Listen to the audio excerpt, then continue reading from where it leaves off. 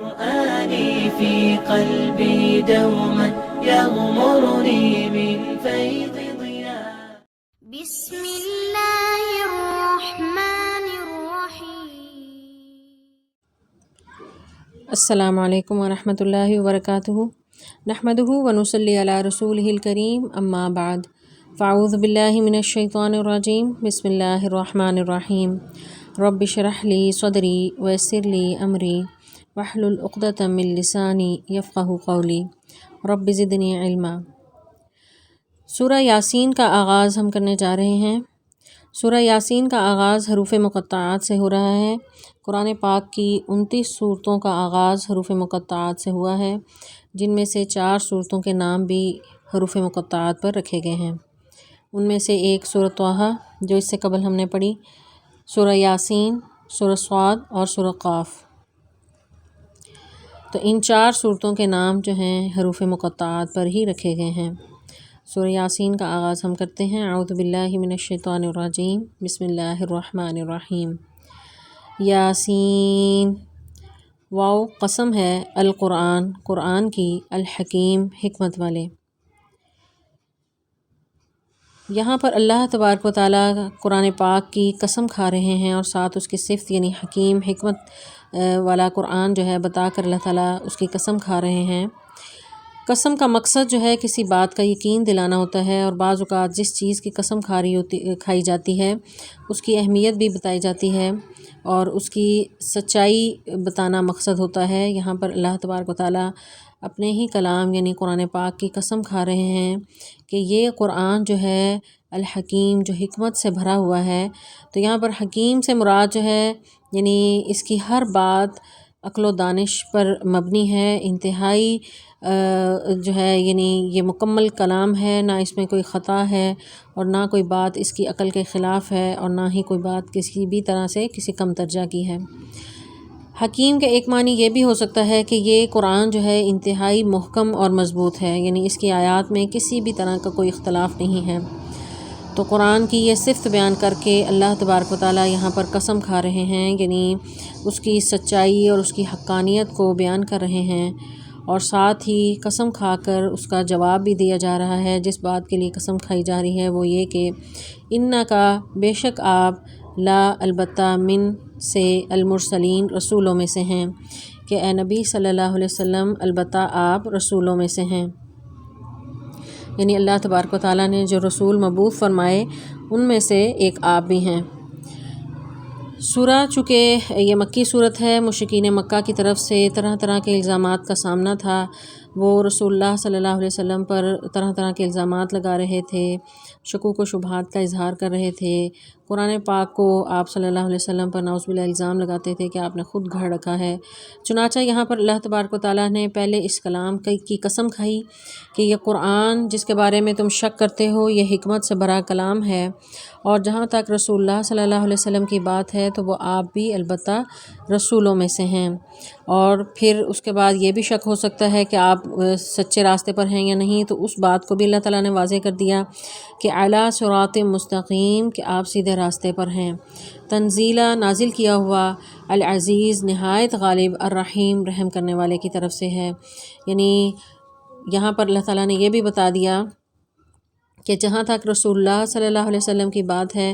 تو کفار کے ان تمام الزامات کی تردید ہے کہ آپ صلی اللہ علیہ وسلم خود سے کلام جو ہے وہ لکھ لیتے ہیں. تو اللہ تعالیٰ فرما رہے ہیں کہ ایسا نہیں ہے، کہ بلکہ یہ قرآن جو ہے تنزیلہ نازل کیا ہوا ہے اس ذات کی طرف سے جو العزیز نہایت غالب ہے اور رحیم نہایت رحم کرنے والا ہے. یعنی کسی یہ بے اختیار بے بس شخص کا کلام نہیں ہے کہ جس کے جھٹلانے کی کوئی پرواہ نہ ہو، بلکہ یہ اللہ تعالیٰ کا نازل کردہ کلام ہے جو سب پر غالب ہے اور اس کے مقابلے میں کوئی اپنا کلام نہیں لا سکتا. اور اس کا چیلنج اللہ تعالیٰ نے قرآن پاک میں کئی ایک مقامات پر بھی کیا ہے. تو صراط مستقیم سے مراد یعنی توحید کا راستہ، یعنی یہ دین کا راستہ، آپ صلی اللہ علیہ وسلم اس پر قائم ہیں. تو مشرکین مکہ کے ان 3 باتوں کی جو ہے جواب اللہ تعالیٰ یہاں پر دے رہے ہیں. یعنی قسم قرآن کی کھا کر وہ 3 باتیں جو ہیں جو ثابت ہو رہی ہیں وہ یہ کہ یہ عظیم الشان حکیمانہ کلام جو ہے آپ کا کلام نہیں بلکہ یہ اللہ کا کلام ہے. دوسرا یہ کہ وہ بھیجنے والا کوئی مخلوق نہیں بلکہ خود خالق کائنات ہے جو عزیز الرحیم ہے. اور پھر آپ صلی اللہ علیہ وسلم جس راستے پر ہیں وہ بالکل حق اور سیدھا راستہ ہے۔ تو ان 3 باتوں کی اللہ تعالیٰ نے اس کی سچائی کو بیان کرنے کے لیے یہاں پر قرآن کی اس کی عظمت اور اس کی رفت کا نہ صرف اظہار کیا ہے بلکہ اس کی قسم بھی کھائی ہے۔ آگے اللہ تعالیٰ بیان فرماتے ہیں لِتُنذِرَ تاکہ آپ ڈرائیں قوماً اس قوم کو ما نہیں انذرا ڈرائے گئے آباؤہم ان کے باپ دادا فہم تو وہ غافلون سب بے خبر ہیں۔ یعنی آپ صلی اللہ علیہ وسلم کو اللہ تعالیٰ نے رسول بنایا اور آپ پر یہ کتاب نازل کی تاکہ آپ قوم کو ڈرائیں جن کی طرف کوئی نبی نہیں آیا۔ تو یہاں پر جو ہے یعنی قومن سے مراد جو ہے بعض مفسرین یہ لیتے ہیں کہ اہل عرب مراد ہیں، اور اس میں خصوصی طور پر رسول اللہ صلی اللہ علیہ وسلم اہل عرب کی طرف مبعوث ہوئے، اور اس عمومی طور پر آپ تمام انسانوں کے لیے جو ہے رسول بنا کر بھیجے گئے۔ اور بعض مفسرین یہ کہتے ہیں کہ قومن سے مراد عرب اور غیر عرب تمام ہی اس سے لوگ مراد ہیں، یعنی آپ ایسے لوگوں کی طرف آپ نازل کیے گئے کہ جن کو ما انذر آباہم نہیں ڈرائے گئے تھے ان کے آباء و اجداد، کہ یعنی اس کا مطلب یہ ہے کہ وہ ان پر زیادہ زمانہ نہیں گزرا تھا، یعنی آباء سے مراد یعنی قریب کے آباء ہیں، یعنی اگر بہت پرانے آباء و اجداد لیے جائیں تو ان کی طرف تو انبیاء اور رسول آئے تھے، جیسا کہ رسول اللہ صلی اللہ علیہ وسلم سے پہلے جو آخری نبی تھے وہ عیسیٰ علیہ السلام تھے، اس کے بعد رسول اللہ صلی اللہ علیہ وسلم آئے۔ تو عیسیٰ علیہ السلام اور رسول اللہ صلی اللہ علیہ وسلم کے درمیان تقریباً 500 سے زائد کچھ سال ہیں، تو اس عرصہ میں کوئی نبی نہیں آیا، تو اس سے مراد وہ عرصہ ہے یعنی جسے فطرت وحی کا زمانہ بھی کہتے ہیں، یعنی اس عرصے میں کوئی وحی جو ہے وہ نازل نہیں ہوئی اور کوئی نبی نہیں آیا تھا۔ تو ان اور انبیاء کا چونکہ ایک گیپ تھا انبیاء کے آنے کا، تو لوگ جو ہیں وہ کفر اور شرک میں مبتلا ہو گئے، اور پہلی جو انہیں نصیحتیں آئی تھیں جو کتابیں نازل ہوئی تھیں وہ سب وہ بھلا چکے تھے۔ تو ان لوگوں کی طرف رسول اللہ صلی اللہ علیہ وسلم کو مبعوث کیا گیا لِتُنذِرَ کہ آپ ڈرائیں قوماً ایسی قوم کو ما انذرا نہیں ڈرائے گئے، یعنی ان کی طرف نبی نہیں آئے تھے آباؤہم ان کے باپ دادا کی طرف ہم غافلون تو وہ سب غافل تھے، یعنی بے خبر تھے کہ دنیا میں کیا کرنا ہے، اور بے خبر تھے اپنے آخرت کے انجام سے بھی۔ تو اللہ تعالیٰ نے پھر یہ نبی جو ہیں رسول اللہ صلی اللہ علیہ وسلم بھیجے تاکہ وہ لوگوں کو اللہ تعالیٰ کا جو ہے وہ پیغام ان کو پہنچائیں اور ان کو آخرت کے برے انجام سے ڈرائیں۔ لقد البتہ تحقیق حقہ پوری ہو چکی القول بات علی اکثرہم ان کے اکثر پر فہم لا یؤمنون تو وہ سب ایمان نہیں لائیں گے۔ حق القول سے مراد یعنی بات ثابت شدہ بات ہے، یعنی عذاب کا فیصلہ جن پر ہو چکا ہے ان پر کوئی بات اثر نہیں ہوگی، آپ انہیں ڈرائیں یا نہ ڈرائیں ان کو کچھ بھی فرق پڑنے والا نہیں ہے۔ وہ آگے اس مفہوم کی آیت بھی اللہ تعالیٰ آگے بیان کر رہے ہیں۔ تو یہاں اللہ تعالیٰ فرماتے ہیں کہ آپ لقد حق القول علی اکثرہم کہ اکثریت ایسی ہے کہ ان پر بات ثابت ہو چکی ہے کہ وہ لوگ ایمان نہیں لائیں گے، یعنی اللہ تعالیٰ نے ہر نفس کے اندر یہ مادہ رکھا ہے کہ وہ حق کو قبول کرے، لیکن جن کے اندر ڈھٹائی ہے وہ اپنے کفر پر اڑے رہتے ہیں۔ تو اللہ تعالیٰ کو تو ازل سے ہی اس چیز کا علم ہے، اللہ تعالیٰ کو علم ہے کہ وہ اپنی سرکشی کی وجہ سے ایمان نہیں لائیں گے، تو اپنے علم کی بنیاد پر اللہ تعالیٰ نے لکھ دیا، یعنی یہ تقدیر میں لکھ دیا گیا کہ وہ جہنم کا ایندھن بنیں گے، تو یہ لوگ جو ہیں ایمان سے محروم رہیں گے۔ تو اللہ تعالیٰ کو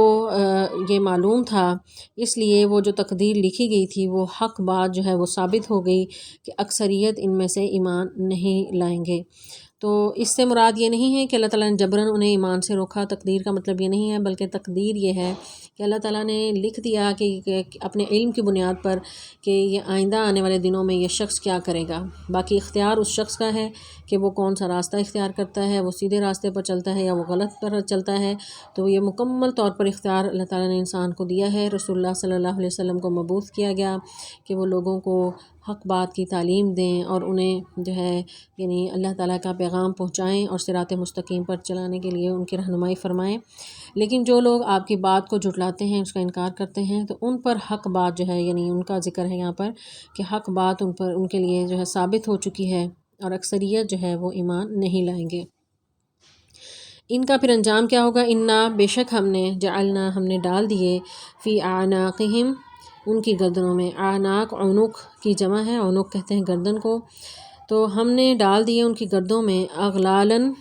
غل کی جمع ہے، اغلال کہتے ہیں لوہے کے کڑے کو، یعنی جب کسی مجرم کو باندھا جاتا ہے تو اس کی ایک زنجیر سی جو اس کے گلے میں ڈالی جاتی ہے، یا بعض اوقات ایسے کڑا سا ڈالا جاتا ہے اور اس کے ساتھ ایک زنجیر ہوتی ہے اور ساتھ ہاتھ بھی باندھ دیے جاتے ہیں، تو یہ قید کی بڑی سخت ترین صورت ہوتی ہے کہ موومنٹ انسان کی محدود ہو جاتی ہے۔ تو اللہ تعالیٰ فرماتے ہیں کہ انا جعلنا فی اعناقہم، ہم نے ڈال دیے ان کی گردنوں میں اغلالا طوق، فہیا تو وہ الی الاذقان، ان کی ٹھوڑیوں تک، اذقان جو ہے ذقن کی جمع ہے، ٹھوڑیاں اس کا مطلب ہے کہ وہ جو ہیں